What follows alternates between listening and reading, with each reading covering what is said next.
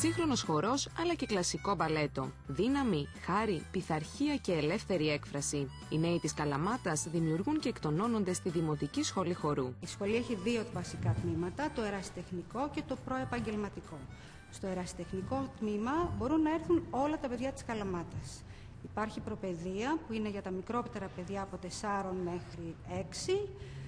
Τα ερασιτεχνικά τμήματα και υπάρχουν και 2 φυτόρια τα οποία απευθύνονται σε παιδιά που θέλουν να κάνουν χορό και να συνεχίσουν με το χορό.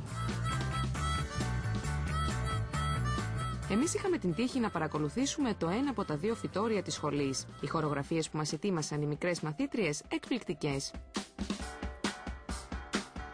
Πώς πήρες την απόφαση να ασχοληθείς με το χορό? Μου άρεσε.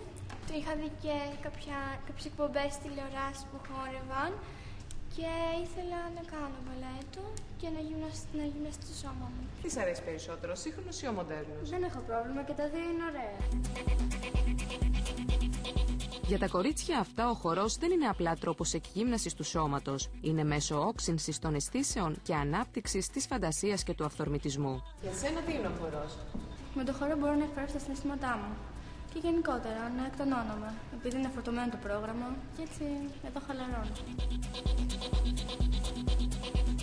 Τίποτα όμως στη ζωή δεν κερδίζεται χωρίς κόπο. Ο χορός απαιτεί αφοσίωση και σκληρή δουλειά. Ο κλασικός και σύγχρονος χορός δεν είναι καθόλου εύκολος, διότι χρειάζεται καλή φυσική κατάσταση, σωματική άσκηση καθημερινή και σαφώς να προσέχουν τη διατροφή τους και να έχουν ένα καλό σώμα και γυμνασμένο. Αρκετές χορεύτριες της σχολής συμμετέχουν στο Διεθνές Φεστιβάλ Χορού της Καλαμάτας, μία από τις σημαντικότερες πολιτιστικές εκδηλώσεις της πόλης.